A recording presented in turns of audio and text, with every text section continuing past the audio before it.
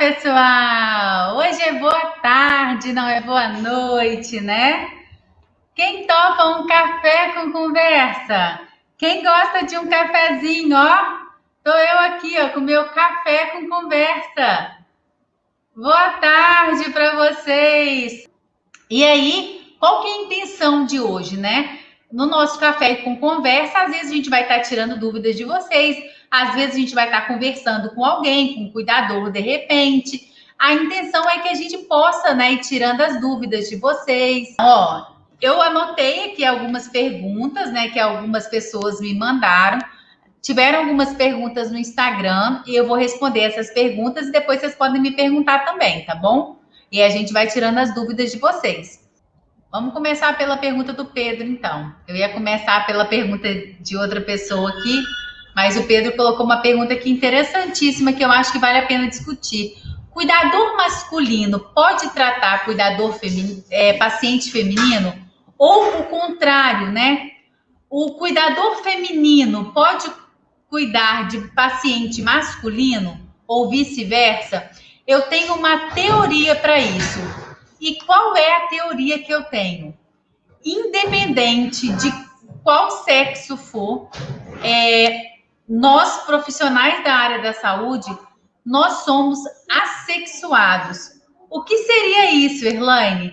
Nós não temos sexo quando a gente fala em relação à nossa profissão. Em relação à nossa profissão, a gente não tem sexo. Por quê?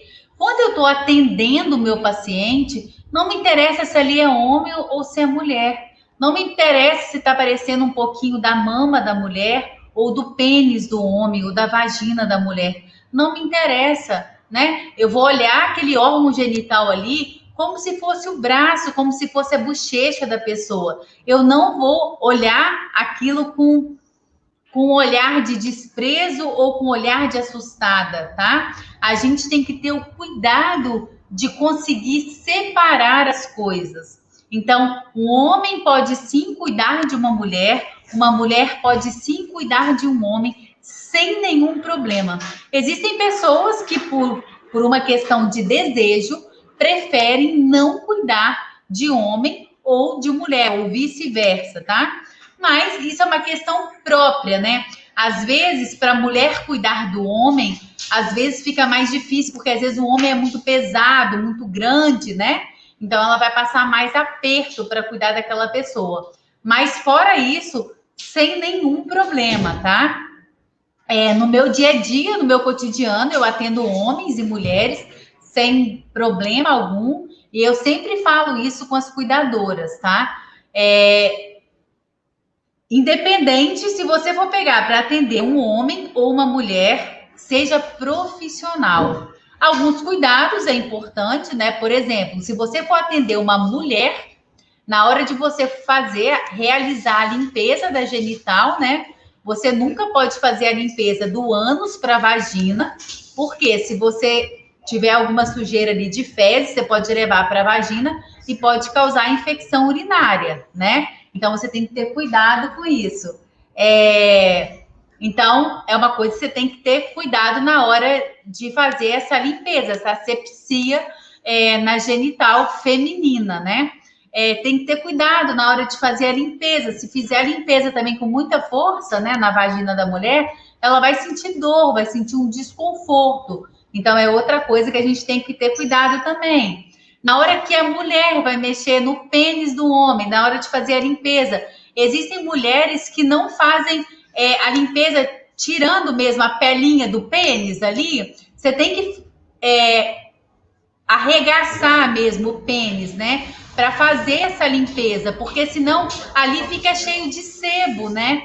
Certa vez uma cuidadora falou comigo assim: o pênis do meu paciente, eu acho que ele tá com algum problema, porque no último banho que eu fui dar, tava cheio de negócio branco, e eu apertei a pele e saiu um monte de coisa branca. Eu falei, mas você faz isso sempre? Não. Ou seja, provavelmente, né? Eu tava conversando com essa pessoa na rede social, eu não vi, mas aquilo devia estar encrostado ali de sebo, né? E a gente vai formando sebo realmente. Sebo atrás da orelha, sebo dentro da orelha.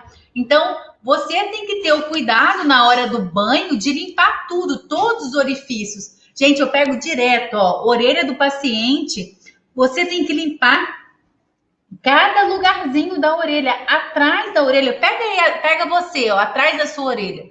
A minha não tá, não, porque eu tenho cuidado, eu limpo direto.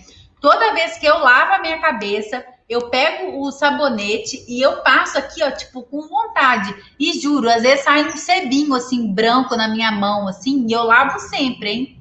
Porque cria literalmente um sebo. E às vezes eu vou atender o paciente e meu olho é clínico, né? E eu vejo tá com aquele sebo e eu vou e eu tiro do paciente. Às vezes a pessoa fica muito tempo sem fazer a limpeza, cria um sebo aqui na orelha do paciente, ó. E aí as pessoas acham que aquilo ali é coisa da velhice e quando você vai e passa a unha, sai aquela crosta inteira.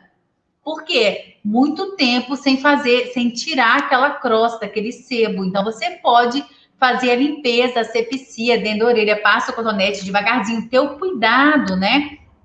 Então, você, no dia a dia, no banho, você tem que ter esse cuidado. No ânus, igualmente, né? Fazer a limpeza, a pessoa está sentada, você vai fazer a limpeza de frente para trás, no caso, né? Fazendo a limpeza do ânus. Ter o cuidado, é muito fácil, limpa você, né? Se você meter a mão no seu bumbum, não vai doer, não vai ser ruim. Então você tem que ser sutil nessa limpeza no idoso também, porque vai doer nele também, né? A mulher tem a vulva, né? Que se fizer um contato muito forte, dói. O homem da mesma coisa, o saco escrotal do homem, se colocar a mão de uma forma muito bruta ali, também vai doer. Então, são pequenos cuidados que fazem toda a diferença. Na hora de secar, secar bem seco, a virilha deve ser bem seca, né? Para não causar assadura. Muitas vezes a assadura vem de uma umidade extrema que está naquela região. Então, a pomada é muito bem-vinda que se passe, né? Muitas cuidadoras colocam a fralda, se preocupam de trocar a cada 2 horas, mas esquecem de passar a pomada, né? Qual pomada, Erlane? Existem várias pomadas no mercado, né, que são contra assadura, mas de uma forma geral o médico passa a pomada que ele acha mais viável, mas é muito importante a gente usar uma pomada para proteger aquela pele, ok? Fica a dica aí para vocês. Então é muito importante a gente pensar nisso tudo na hora que a gente for atender. E homem ou mulher, você, profissional da saúde, é assexuado. Não me importa, eu atendo o que precisar de ser atendido. E se durante a sessão, né, se durante o procedimento acontecer algum assunto, alguma coisa que você perceba que está tendo alguma maldade, tá? Sei lá, coloca a mão mais aqui, faz assim que tá gostoso. Você profissionalmente vira e fala, seu fulano, por favor, eu estou te dando o seu banho com todo o respeito. Então, você mostra respeito, tá? Eu tenho 20 anos de formada, 20 anos. Nenhum paciente nunca teve nenhuma intenção comigo, nenhuma intenção maliciosa, nenhum paciente nunca me cantou, nenhum paciente nunca quis nada comigo, porque eu sempre fui muito profissional. Eu sempre tive uma posição profissional perante todos os meus pacientes, com exceção de um, acho que eu já contei para vocês, né? Um paciente que faleceu há pouco tempo, que tinha 94 anos, e ele queria casar comigo, 94 anos, queria fugir comigo para Portugal, e eu fingia que não ouvia, e ele já não tinha mais orientação, e eu já contei isso para vocês. Certa vez, uma cuidadora dele falou, eu não entro com ele para tomar banho, não. Ele é tarado, Deus me perdoe. Eu falei, olha, desculpa, você está errada. Se você não tem coragem de entrar com ele para tomar banho, então você não serve para cuidar dele. Porque ele é assim, às vezes ele tem uma história, né, sexualmente aguçada de uma vida inteira, a gente não sabe, a gente tem que respeitar a história dele, eu respeito a história dele, quando ele começa com essas histórias, ou eu finjo que eu não estou ouvindo, ou se ele fala alguma coisa a mais, eu dou limite para ele, e eu sigo a sessão, e eu respeito ele e peço que ele me respeite. Agora, se você não entra com o paciente no banho, um paciente de 94 anos com muitas dificuldades, se ele cai, a culpa é sua. Então, é muito importante que vocês saibam isso, né? A Andréia está perguntando, pode colocar talco? Então, o talco ele ajuda a manter a região menos úmida, né? Mas o talco, quando mistura com a urina, ele faz um, como é que fala? Um ensopado, né? Eu prefiro a pomada, tá? Eu acho que o talco não daria muito certo, não, tá, Andréia? A gente tem uma pergunta lá no Instagram que é sobre precificação. Como que a gente lida, né, com as pessoas que cobram um preço muito baixo, sendo que meu preço é mais alto? Eu vou falar na minha vida profissional. Como que eu lido com as pessoas que cobram menos numa sessão de fisioterapia, sendo que o meu preço é maior? Como que eu lido com uma pessoa que cobra no curso de cuidador de idosos muito menos que o meu, e sendo que o meu é maior? Eu não olho para trás. Por que eu não olho para trás? Porque eu sei o tão bom que é o meu trabalho. Eu sei o tão bom que é o que eu faço. Eu sei que o que eu faço transforma a vida das pessoas. Então, eu não tenho que olhar para o que é pior, porque eu sei que é pior. Então, o seu trabalho é bem feito, você sabe o que você faz transforma a vida de alguém, você sabe que o que você faz é muito bom, é incomparável, não olha para o outro. Segue a sua caminhada. Pode ter certeza que é extremamente diferente, né, o seu trabalho para o outro, né? As pessoas que fazem o meu curso de cuidador de idosos, elas têm um direcionamento até de como ir para uma entrevista de emprego. Então, essas pessoas, até na hora da entrevista, elas conseguem fazer um tratamento, um atendimento diferencial lá na hora da entrevista. Por que ela consegue fazer isso? Porque ela, lá no início, ela já consegue mostrar que ela faz um atendimento humanizado, um atendimento diferenciado. Outra pergunta que teve, ela falando assim, como que eu falo numa entrevista que eu não faço faxina? Eu tenho vergonha disso. Gente, não tenha vergonha de falar que você faz o que é certo, né? Não tenha vergonha. Você vai falar, olha, deixa eu te falar uma coisa, eu quero te mostrar o meu tipo de trabalho, eu faço isso, isso e isso, né? Mas você pode, de repente,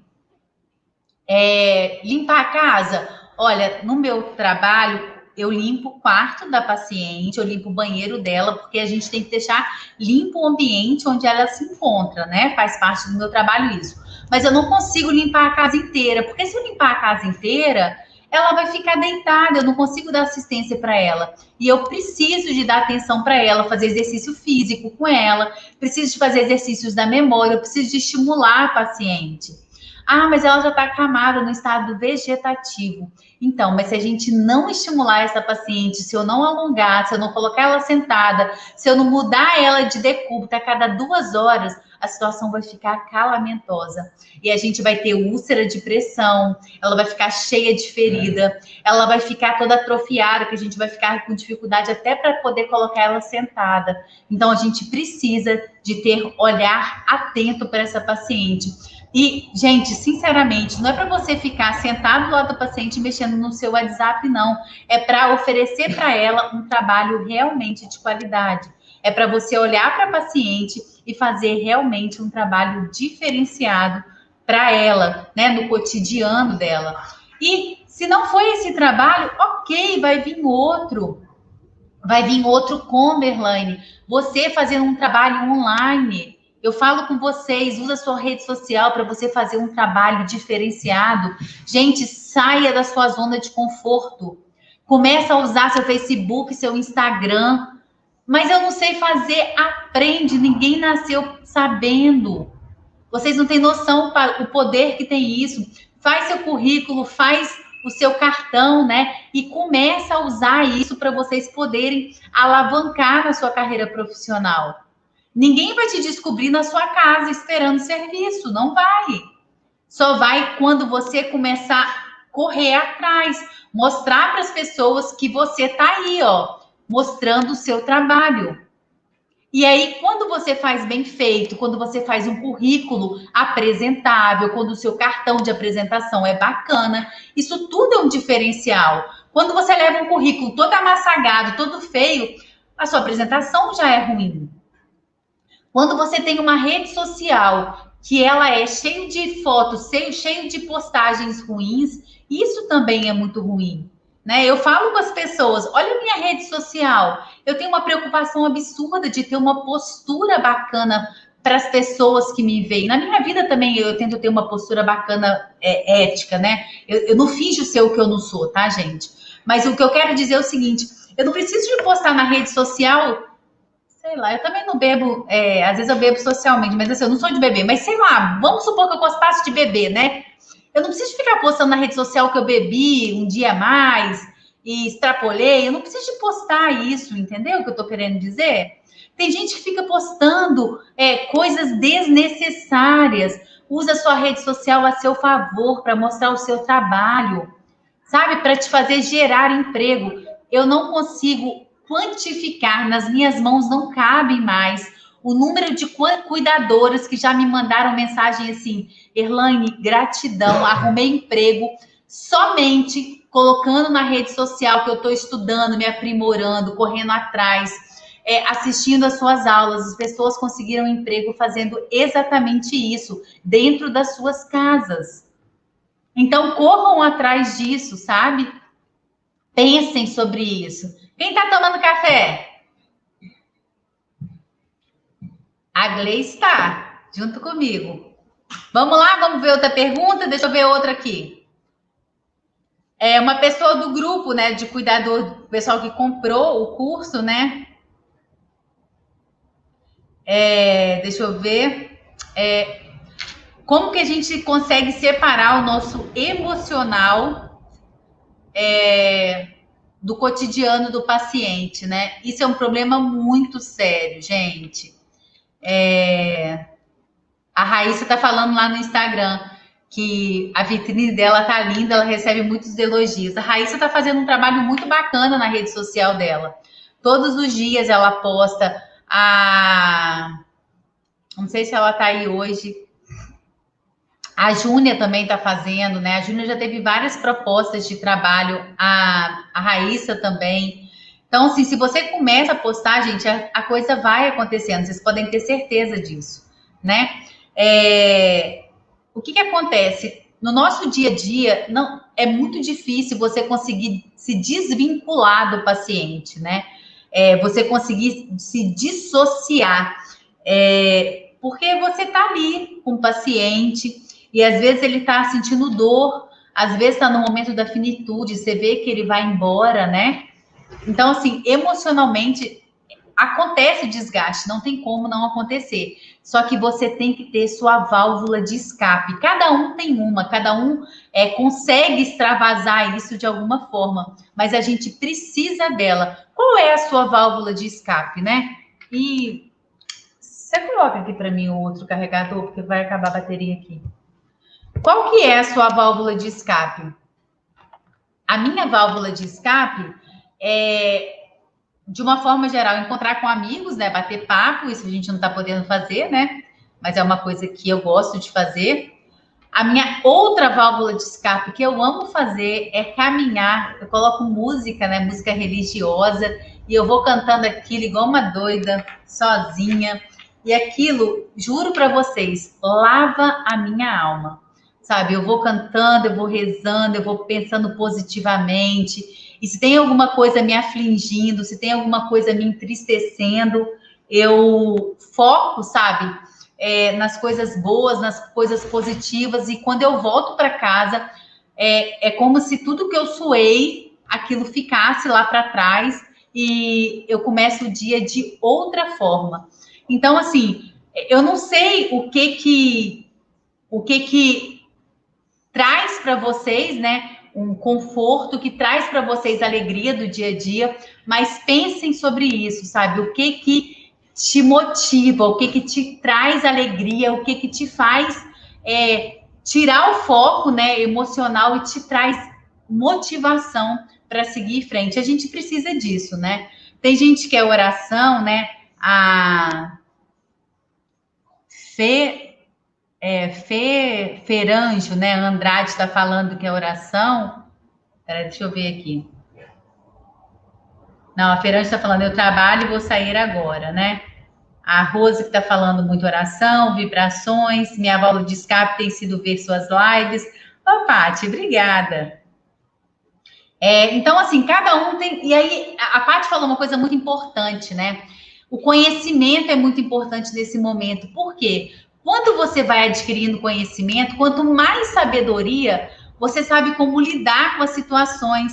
Então, quanto mais você sabe, menor vai sendo o estresse, porque você sabe como lidar no dia a dia com os problemas.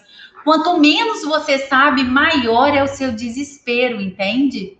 Então, por isso que é tão importante você procurar cada dia mais conhecimento. Então, essa válvula de escape de vir aprender aqui também repercute no seu estado emocional. Olha como é que isso é importante, né? Deixa eu ver outra pergunta aqui. A Sandrinha está no ônibus saindo do trabalho.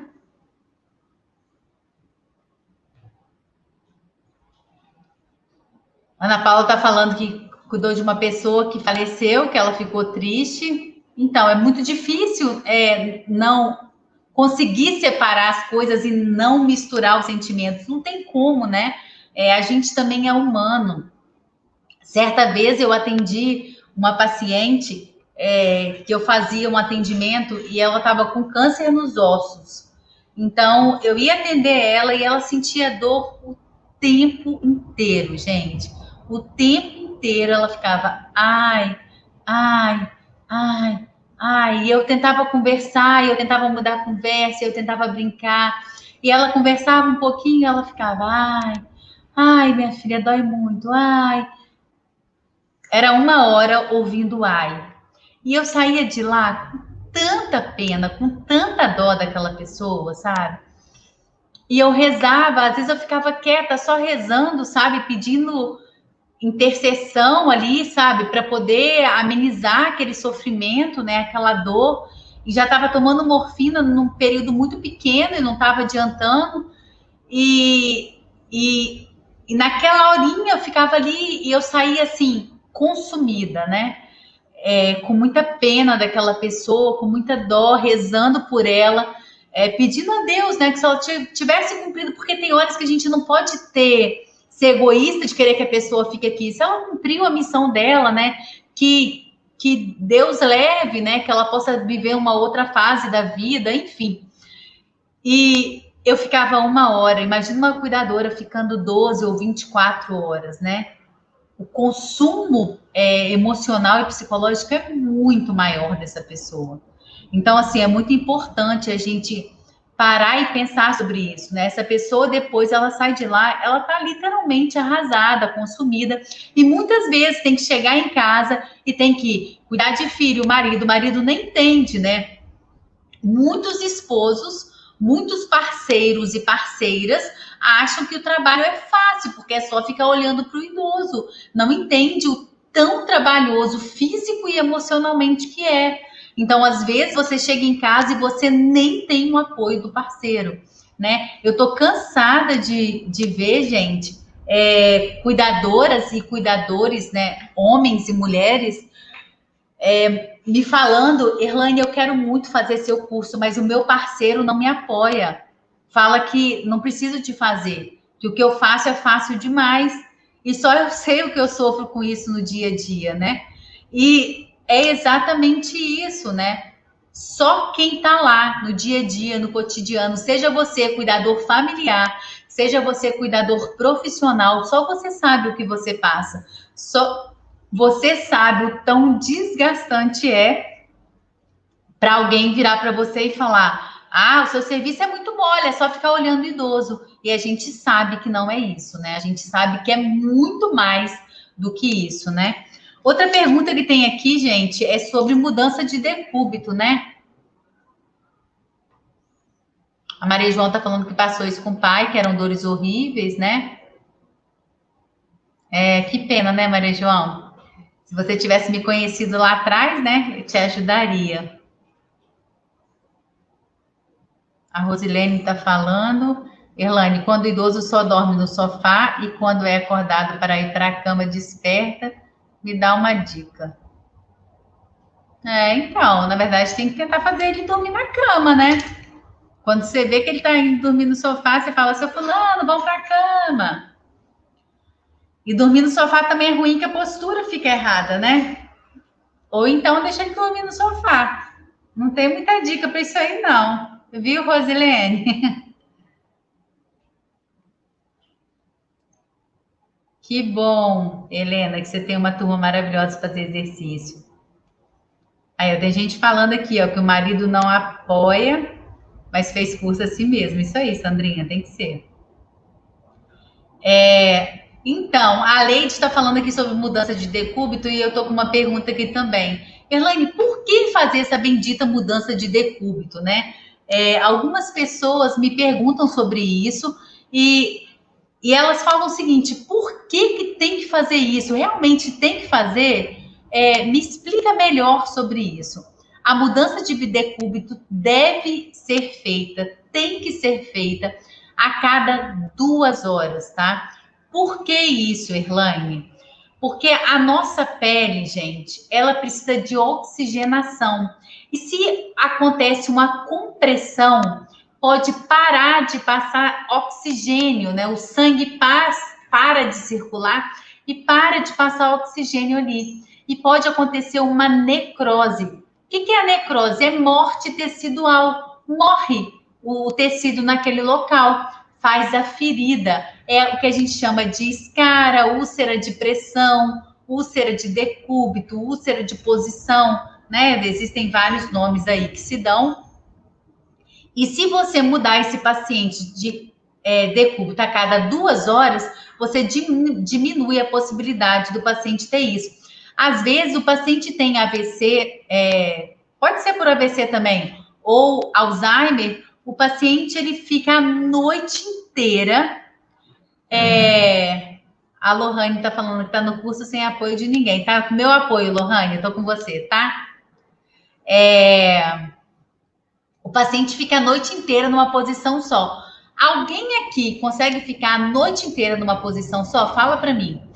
Às vezes eu durmo numa posição só. Quando eu acordo, eu tô com uma dor no ombro, aí eu vou e viro pro outro lado. Eu, Erlane, eu durmo virando de um lado para o outro, tá? É a minha posição de dormir. Então eu passo a noite virando para a direita, para a esquerda, para a direita e para a esquerda. Essa é a minha posição de dormir, ok? Você, no seu dia a dia, você tem que virar o seu paciente para a direita, barriga para cima, para a esquerda. Só que o paciente que tem problema na coluna, barriga para cima não é uma boa posição para ele. Você pode colocar o triângulo. Sabe o que é o triângulo? Aquele triângulo de que vende em casa do médico, sabe? Você pode colocar aquele triângulo na perna do paciente que... Peraí, estou só procurando aqui. Que aí vai ajudar o paciente para poder ele não sentir dor, ok? E aí você pode colocar de barriguinha para cima com essa posição, com a perninha, ok? Tô vendo se eu acho aqui, mas... E a cada 2 horas você vai trocar essa pessoa de posição, ok?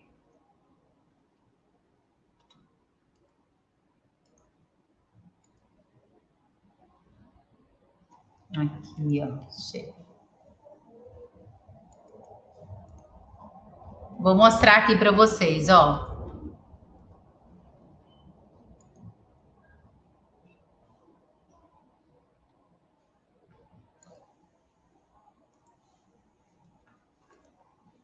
É esse o triângulo, tá vendo? Então, você vai colocar o paciente nessa posição. Essa posição, ela consegue deixar a coluna numa posição que o paciente não sente dor. Então, ela é boa para a coluna, entendeu? E aí você pode deixar o paciente 2 horas nessa posição, 2 horas do outro lado. Posso deixar o paciente com a perninha esticada? Pode também, sem problema nenhum. Mas aqui você ganha 2 posições com o paciente deitado, ok? Quanto custa um triângulo? Mais ou menos R$ 100, ok? Esse triângulo pode usar ele em várias posições. Tem a posição de drenagem também, tá? Que você pode usar. E aí, é outra posição. A cada 2 horas muda esse paciente. Durante a noite também, de dia, virou para um lado, virou barriga para cima, para o outro lado. Virou de barriga para cima de novo, para o outro lado. Pode colocar ele sentado? Pode colocar ele sentado, sem problema nenhum. Meu paciente fica sentado o dia inteirinho, Merlane. Isso pode causar úlcera? Pode causar úlcera no bumbum. O que é o ideal? Tenta trocar ele de poltrona. Coloca numa poltrona um tempo, coloca em outra. Por quê? A pressão lá no bumbum vai mudar de local para local, entendeu? E aí usar aquela espuminha, né, de casca de ovo também vai ajudar, tá? E sempre tá oferecendo líquido, principalmente para paciente que tem Alzheimer, porque ele esquece de pedir, e oferecendo ir ao banheiro, ok? Sempre, sempre, sempre. Outra pergunta, né? Tem um monte de vídeo lá no YouTube que vocês podem olhar. Vai lá no YouTube e procura Erlaine Rezende, que vocês vão ver um monte de coisa bacana lá para vocês poderem acessar, tá bom? Deixa eu responder só mais uma pergunta que vai dar tempo, né? Essa pergunta aqui é muito boa. Como transferir os idosos? Essa é uma pergunta importantíssima, né? Lá no curso de cuidador de idosos, no meu curso, né? A gente tem uma preocupação muito grande, porque como eu sou fisioterapeuta, eu tenho uma preocupação com a coluna, né? De vocês, cuidadores, porque você só tem uma coluna, 2 joelhos, 2 braços, e você só tem que cuidar dele, porque você só tem que trabalhar com ele. Então, na hora da transferência, é muito importante você ter alguns cuidados. Não tem como eu mostrar isso aqui para vocês, né? Porque seria uma aula prática. No curso a gente faz um vídeo sobre isso, né? Então, quem faz o curso consegue ter isso com mais acessibilidade, né?